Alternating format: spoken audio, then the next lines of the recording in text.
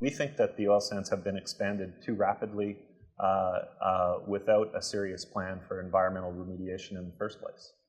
So that's why we don't think it's up to us to decide whether there should be another route for a pipeline. Because the real alternative is not an alternative route, it's an alternative economy. You heard the man. He said the answer is not this pipeline or that pipeline. It's to get off pipelines altogether, to get an alternative economy. Who is that? That's Gerald Butts.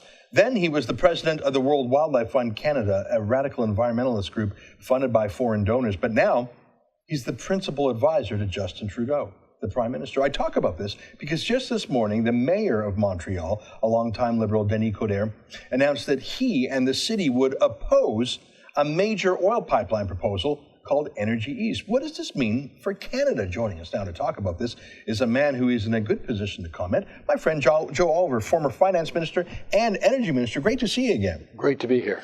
Well, it's one thing, Joe, for an activist like Gerald Butts, and in fairness to him, that clip was in his earlier life as an anti-oil lobbyist. It's one thing for him to say that as a lobbyist. It's one thing for Trudeau to criticize pipelines from opposition. But now he's in government.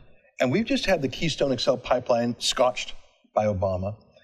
And then in his mandate letter to his transport minister, Justin Trudeau ordered a moratorium on oil tankers off the West Coast, which in my opinion kills two more pipelines, the Northern Gateway pipeline and the Trans Mountain pipeline.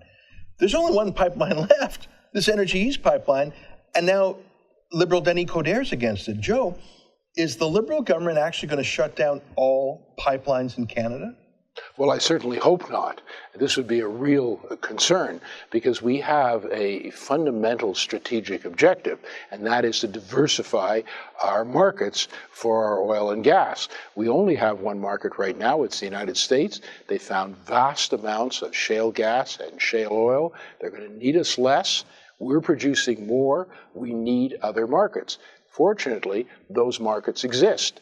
The world is hungry for energy and will be for many decades to come. Fossil fuels will be used predominantly for many decades, according to the International Energy Agency. So we have to be realistic about that. But in order to take advantage of those markets, we have to bring our oil and gas to Tidewater, to put them on tankers and deliver them to the Asian and other markets that want them quite desperately. There's a tremendous strategic complementarity. We need to find new markets. They need to find alternative sources of supply. What's missing in all this is literally our ability to deliver. And if we block pipelines, there may be some way to bring some of the oil to the coast by train, which is environmentally less safe than by pipeline, but it's absolutely inadequate to do the job. And at stake here are tens of billions of dollars and tens of thousands, perhaps hundreds of thousands of Canadian jobs.